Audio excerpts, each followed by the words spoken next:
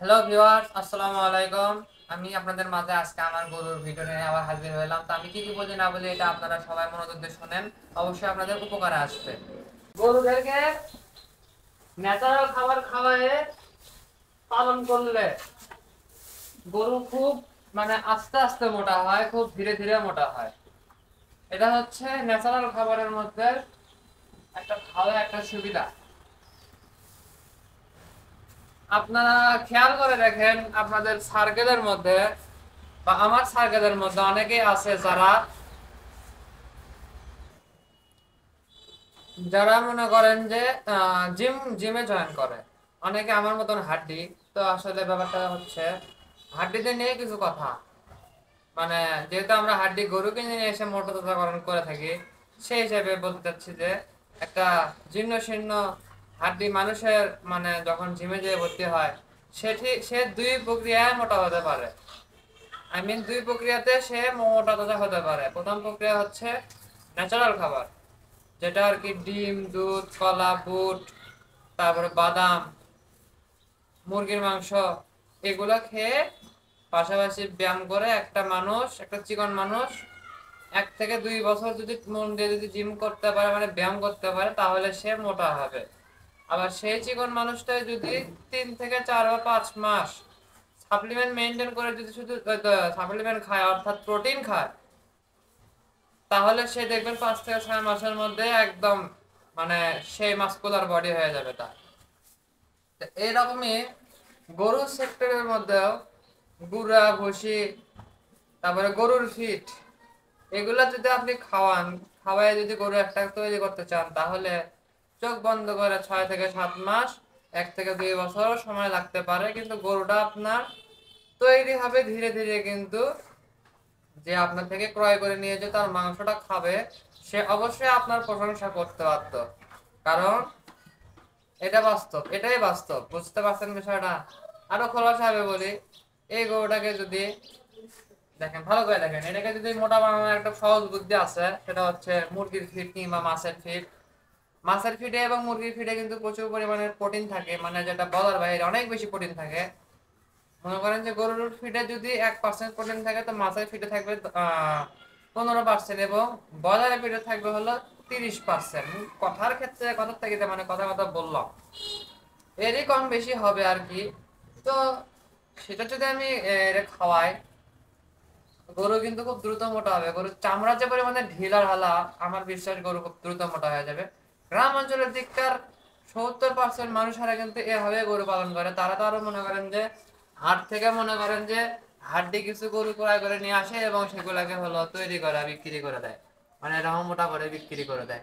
ওই ব্রয়লার মুরগির fit handle এগুলা খাওয়ায় বেশি বেশি। কিন্তু আমার কথা হচ্ছে, ভাই, এগুলা খাওয়ায় মোটা করার কোনো ধৈর্য নাই।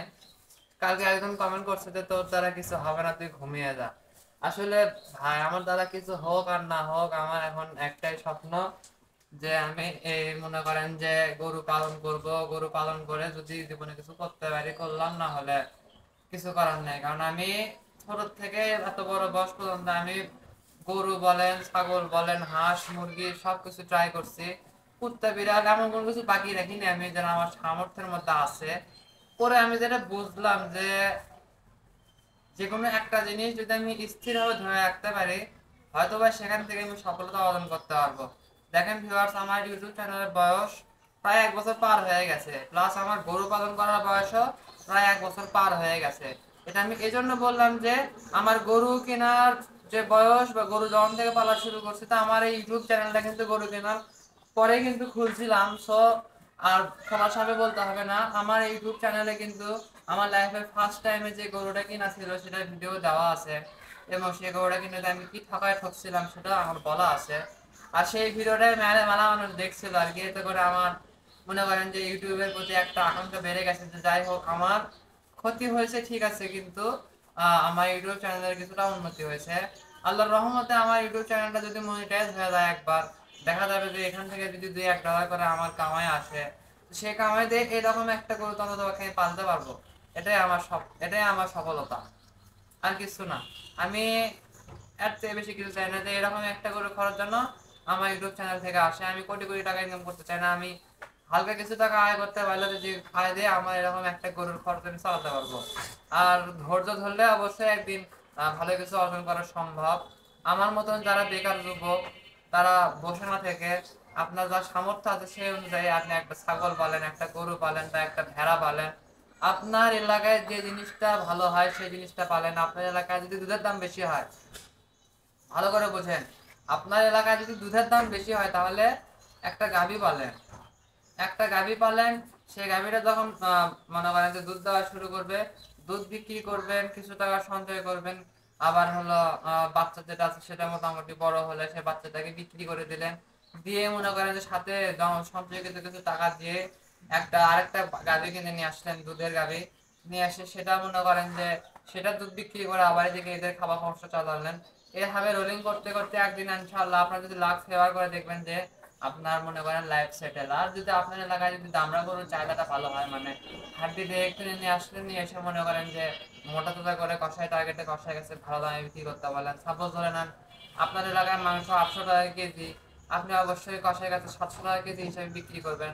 আর আপনার বুঝতে হবে যে আপনার গরুর হলো ওজন কত কেজি হয়েছে, কত কেজি নিয়ে আসছেন, এবং সেটাকে 3 থেকে 4 মাস পালন করা পরে ঠিক সে কতটুকু ওজন তার মধ্যে হয়েছে এটা আপনার বুঝতে হবে। আর এটা বোঝার সহজ একটা উপায় আছে, সেটা হচ্ছে ফিতার মাধ্যমে মাপা। আপনারা ইউটিউবে সার্চ দিয়ে দেখতে পারেন যে কিভাবে ফিতার মাধ্যমে একটা গরুর ওজন নির্ধারণ করা সম্ভব হয়। আর একটা অ্যাপ আছে, সেই অ্যাপসের নামটা আমি জানি না, কারণ আমি কোনোদিন ভেবে দেখিনি। তবে আপনারা চাইলে সার্চ দিলে, মানে সার্চ দিবেন যে গরুর ওজন মাপার অ্যাপস, এটা থেকে সার্চ দিবেন, দেখবেন যে ইউটিউবে চলে আসবে। তারপর সেটা কি নামে সেটা আপনারা মনে করেন যে প্লে স্টোরে সার্চ দিয়ে সেখান থেকে ডাউনলোড দিয়ে নেবেন, এবং একটা ফিতা, তো যে ফিতা দিয়ে আর কি কাপড় টাপড় মাপা হয়, সেই ফিতাটা নিয়ে এসে আপনারা গরুর মনে করেন যে পিঠের উপর থেকে বুক, মানে যাই হোক আপনি দেখে নিন, মাপ দিয়ে কত কেজি ওজন আছে আপনার গরুটা একটা আইডিয়া করে নেবেন। নেওয়ার পরে সেই হিসেবে আপনারা কষাইয়ের সাথে দামাদামি করবেন, করে জানো কষাই যেন আপনার থেকে লাভ, কষাই তো মানে লাভের 2 টাকা লাভের আশা দিয়ে তো আর কি ক্রয় করে নিয়ে যায়, তারপরেও কি আপনার যেন লস না হয়, আপনার জন্য অবশ্যই লাভ হয়, সেই দিকে বিবেচনা করে গরু বিক্রি করে দিবেন। ইনশাল্লাহ দেখবেন যে আপনার ভালো টাকা প্রফিট হবে। বুঝতে পারছেন? আর আরেকটা কথা কি জানেন, এই যে আমি যে ষাঁড় গরু পালতেছি, ষাঁড় গরু পালা কিন্তু খুব একটা সহজ না। ষাঁড় গরু পালা কিন্তু অনেক কঠিন। কথাটা আমি এই জন্য বললাম, কারণ এই গরুগুলোকে পালতে গেলে কিন্তু আপনার ঘরে কিন্তু টাকা রেখে কিন্তু পালতে হবে, টাকা রেখে পালতে হবে। কথাটা এই জন্যই বললাম। ধরেন নেন আপনার কাছে গরু আছে, গরুর গোয়াল আছে, কিন্তু পকেটে খাবার খরচ চালানোর মতন টাকা নাই। এই যে একটা ঘটে গেল বিপত্তি, এই বিপত্তিটার কারণে কিন্তু আপনার কিন্তু খাবারে হিমশিম খেয়ে যাবেন এবং বিপদগ্রস্ত হয়ে যাবেন, এবং দিন শেষে আমার মতন 3টি গরু বিক্রি করে দিয়ে এরকম একটা গরু কিনতে বাধ্য হবেন। আমি কিন্তু বোকার মতন, বোকার রাজ্যে বসবাস করে আমিও এক বোকা। আমি মনে করেন যে বোকার মতন টাকা নিয়ে যে হাটে যে বললাম, ভাবলাম যে আমার তো গরু কিনতে হবে, টাকা আছে গরু কিনি, খাবার খরচের চিন্তা পরে করতেছি। একদম পাগলের মতন আমি গরু কিনে নিয়ে আসলাম বাসায়। প্রথম 1-1.5 মাস খুব ভালোই গেল আমার দিনকাল। তারপর থেকে হলো বেঘাত, মানে সমস্যা শুরু হয়ে গেল। এই সমস্যা এখন এমন একটা সমস্যা হয়ে দাঁড়ালো যে আমি এখন কেমনে কি করবো, আমি কেমনে খাওয়াবো, আমার তো একটাই মুদির দোকান। সেই দোকানে আবার হয় হলো বাকির ব্যবসা। তো কোনো মতো মনে করেন চলতে চলতে দেখতেছি যে আমার দোকানের মাল আস্তে আস্তে কমে যাচ্ছে। আমার দোকানের মনে করেন যে এই মাল আনতে ওই মাল শেষ, এই মাল আনতে ওই মাল শেষ, এরকম একটা অবস্থা হয়ে গেল। কারণ ক্যাশ ছাড়া কিন্তু কোনোদিন কোনো ব্যবসায় কিন্তু টিকে থাকা সম্ভব নয়। আর একটা কথা কি জানেন, গরুকে প্রথম প্রথম ব্যবসা হিসেবে ধরবেন না, গরুকে ধরতে হবে দ্বিতীয় বা তৃতীয় ব্যবসা হিসেবে। আপনার অবশ্যই প্রথমে একটা ব্যবসা করতে হবে, যে ব্যবসা থেকে আপনার ইনকাম হবে, এবং সেই ইনকামের টাকা, লাভের টাকা থেকে আপনি গরু পালন করবেন। আপনি যদি ভাবেন যে আমি একটা ব্যবসা করলাম, সেই ব্যবসার মূলধন থেকে আমি আমার গরুকে খাওয়াবো, আপনি তাহলে মোটেও সফলতা অর্জন করতে পারবেন না। আপনি বরঞ্চ একদম বাঁশ খেয়ে বসে থাকবেন আমার মতো। আমি আমার পজিশন হিসেবে আমার যে দোকান, মনে করেন যে পুলিশ শেষ হতে আমার একটা পর্যায়ে চলে গেলাম যে আমার মাথা গেল হ্যাং হয়ে। তারপর আমি কি করলাম, বাধ্য হয়ে চিন্তা ভাবনা করে কসাইকে ডাক দিয়ে নিয়ে এসে মনে করেন যে 3টা গরুকে একসঙ্গে বিক্রি করে দিলাম। দেওয়ার পরে আমি চিন্তা করলাম যে এখন তাহলে কি করা যায়, হাটে তাহলে চলে যাই। হাটে চলে গেলাম, হাটে চলে যাওয়ার পরে এখন ভাবতেছি যে আমি আসলে কি গরু ক্রয় করবো। চিন্তার মধ্যে পড়ে গেলাম, এই গরু দেখি এই গরু দেখি, সব গরুই লাগে ভালো, কিন্তু কিনতে তো হবে একটা বা দুইটা। পাশে থেকে চিন্তা করে গেছিলাম গরু কিনবো 2টা। সামনে যেহেতু কোরবানি ঈদ, সেহেতু ভাবছিলাম যে 2টা গরু কিনলে আমার হয়ে যাবে ইনশাআল্লাহ কোরবানি ঈদের টার্গেট। তা হাটে যাওয়ার পরে ঘটলো বিপত্তি। হাটে গেলাম, যেহেতু মনে করেন যে ছোট গরু দেখি, ছোট গরুর দাম অনেক বেশি। মানে দেখা যাচ্ছে যে ছোট গরুর দাম আসলে অনেক বেশি। আমি 2-3টা গরু ট্রাই করলাম নেওয়ার মতো, আমি দামও বললাম 60-65 করে দাম বললাম, তারা তো দিবে না। তারা নাসর বান্ধব, তারা বলতেছে যে না এগুলা গরু পোষার তো নিতে হবে না, হ্যাঁ জানছে বহুত কথা। তো যাই হোক মন টন হয়ে গেল খারাপ। তারপর ধাম করে দেখি এই গরুটা নিয়ে আসলো একদম মানে হাটের মধ্যে। আর গরুটাও কেন জানি আমাকে দেখলো, দেখে সে দাঁত বের করলো। তখন আমি ভাবলাম যে বাহ মাশাআল্লাহ, গরু তো দাতাল গরু, তো শাহিওয়াল গরু, দাতাল দাতাল বা শাহিওয়াল একটা মাঝারি সাইজের গরু পাওয়া কিন্তু এতটাও সহজ ব্যাপার না। আর এজন্য কথাটা আমি বললাম যে একটা 2 দাঁতালা শাহিওয়াল ক্রস জাতের এত সুন্দর শিং আলা চুট আলা কালার আলা গরু কিন্তু সহজে মিলে না। তাই আমি গরুটাই করলাম টার্গেট। তো দাম চাইলো আমার কাছে 1,80,000। এখন আমি কথাবার্তা বলে যাই হোক দামাদামি করে করে লাস্টে যে গরুটা নিলাম। গরু নেওয়ার 5 মিনিট আগে ঘটলো একটা বিপত্তি। আমি গরুর কাছে যাবো তার কিছুক্ষণ আগে একটা গরু লাথি খেয়ে আমার পায়ের হাড্ডি গেল ফেটে। তারপরে ল্যাংড়াতে ল্যাংড়াতে কোনো মতো তখন আমি বুঝতে পারিনি যে আমার হাড্ডির মধ্যে কি হয়েছে। যাই হোক তারপরে আমি চলে গেলাম, গরুটাকে নিলাম। গরু যার কাছ থেকে কিনছি সে নিজ দায়িত্বে, সে এবং আমার একটা বন্ধু ছিল আমার সাথে, তারা দুইজন মিলে গরুটাকে হাত থেকে বের করলো করে ফটফটি করলো ঠিক। ভটভটি ঠিক করার পরে সে ভটভটিতে করে সে মালিক সহ, মানে সে মানে গরুর যেটা অতীতের মালিক, সে মালিক এবং আমার ফ্রেন্ড প্লাস আমি, আমরা 3জন মিলে চলে আসলাম ভটভটিতে করে নিজের বাসা পর্যন্ত। এসে তারপর ভাড়া দিলাম। এবং গরুটার যে আমি যত্ন করব প্রথম 20 থেকে 21 দিন আমি কোনো রকমের গরুর পেছনে যত্নই করতে পারিনি। দেখ নতুন করে নতুন একটা যে গরু কিনছি, আমার যে একটা আনন্দ, একটা যে ফুর্তি, যে আমি একটা গরু কিনছি কত আনন্দ, কত মজা, আমি আমার গরুর কাছ থেকে হাতে করবো, কাউকে দিয়ে করাবো না, এরকম একটা আনন্দ কিন্তু হওয়ার কথা। তারপরে কোনো রকমের সেবা যত্ন আমি করতে পারলাম না। তার মূল একটাই কারণ যে আমার পাটা প্লাস্টার করে আনতে হইলো।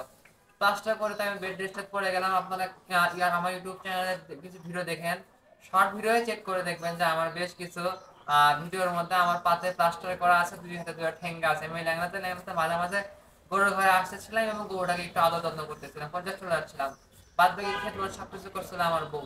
লাস্টে আল্লাহ রহমতে যখন আমি পুরোপুরি সুস্থ হয়ে গেলাম, তারপরে কিন্তু গরুকে আমি মোটামুটি আর যাই হোক মোটামুটি খাবারটা দিচ্ছি এবং গরু সেটা খুব মজা মজা করে খাচ্ছে। আমি কালকে আপনাদেরকে আমি দেখাবো যে আমি আসলে গরুকে কি কি ধরনের খাবারটা দিয়ে থাকি। হয়তো আপনারা ভাবতে পারেন যে তুমি মুখে বলতেছো তুমি খাওয়া হলো গরুকে গরুর ফিড, আসলে তারা তাহলে তুমিও হয়তো খাওয়া মুরগির ফিড, এরকম একটা ধারণা কিন্তু আপনাদের মাঝে আসতে পারে। তো আসলে আমি সেটা দেখাবো যে আসলে আমি কি খাওয়াই। হয়তো কোনো কিছু বোঝা যায় না, আমার একটাই মাত্র গরু, আমার তো প্যারা নাই। গরুর খাবারও কিন্তু বেশি একটা নাই, অল্প কিছু খাবার আছে। তবে হ্যাঁ আমি এদিকে টাকা পয়সা মোটামুটি রেডি করছি, আমি কালকে কিংবা পরশু দিন ইনশাআল্লাহ আমি যাব গরুর খাবার কিনতে। যাই হোক গরুটা তো কিনে নিয়ে আসা হলো, তারপরে বোঝেননি কিনে নিয়ে আসার পরে ঘটলো বিপত্তি। দেখতেছি যে গরুর নাক দুটো টাইট হয়ে আছে, অনেক বেশি টাইট হয়ে আছে। গরুটা খুব কষ্ট পাচ্ছে, নাকের এক সাইডে ছিলে মনে করেন ছিলে গেছে, ভালো মতো ছিলে ডিপ হয়ে গেছে। তা আমি কি করলাম, নাক দড়িটা কেটে নেওয়ার ব্যবস্থা করলাম। তো নাক দড়ি কাটার পরে আরো এক ধরনের বোকা হয়ে গেলাম আমি। এখন নাক দড়ি কাটার পরে যেহেতু খাবার দাবার দিলাম, গরু খাওয়া দাওয়া করলো, 7 দিন পরে মাথার মধ্যে করলো যেহেতু নতুন একটা গরু কিনে নিয়ে আসছি, তাহলে তেমন অবশ্যই কৃমি ইঞ্জেকশন করা জরুরি। কারণ আগেকার বছর ছিল, সে এখন কি করছে না করছে এটা তো বলা মুশকিল। তারপরে আমি কি করলাম, ভদ্র মানুষের মতন ডাক্তারকে দিলাম একটা কল।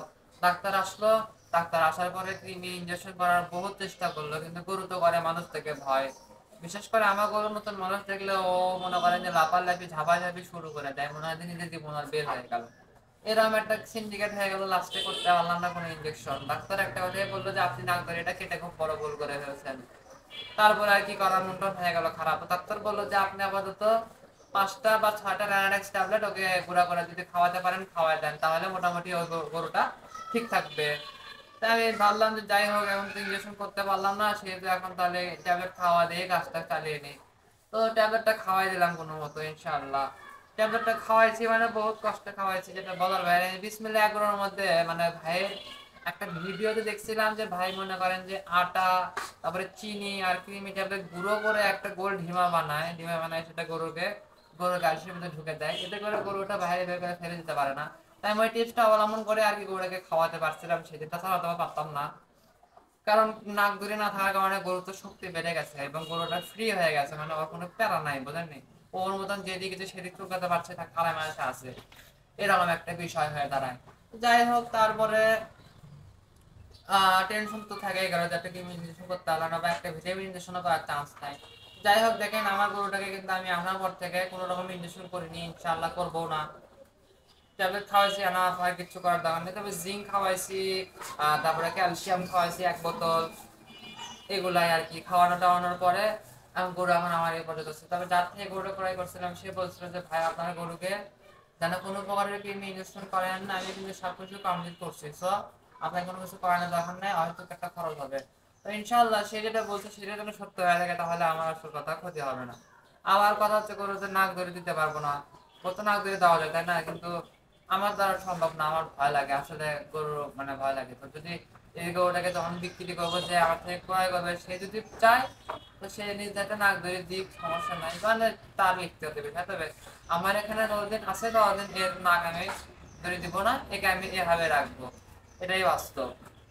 যাই হোক ভিউয়ার, আজকের ভিডিওটা আমি মোটামুটি এখানে শেষ করতে চাচ্ছি, কারণ আমার কথা হয়তো আপনাদের খারাপও লাগতে পারে। আমার কথা যদি আপনাদের খারাপ লেগে থাকে তাহলে আমাকে মাফ করে দিবেন, আমি আপনাদের কাছে মাফ চাই।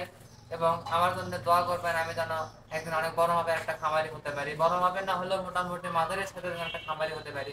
মানে আমার খামারে যাতে 5-7টা এরকম গরু থাকে তাহলে আমি খুশি, আলহামদুলিল্লাহ। একটা আছে আমি একটা নিয়েও কিন্তু খুশি, কিন্তু আমার ইচ্ছা আছে আরো যদি কিছু গরু হয় আমার খামারে, তাহলে খারাপ কিসে।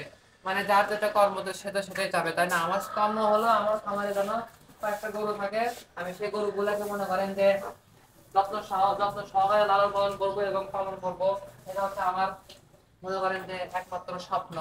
তো এই স্বপ্নটার কথাই আমি আপনাদের সাথে শেয়ার করলাম। যাই হোক ভিউয়ার্স, আজকের ভিডিও আমি এখানে শেষ করে দিব। নতুন কোনো ভিডিও নিয়ে আমি আপনাদের মাঝে আবারও হাজির হব। আপনারা সকালে ভালো থাকবেন, সুস্থ থাকবেন। আসসালামু আলাইকুম।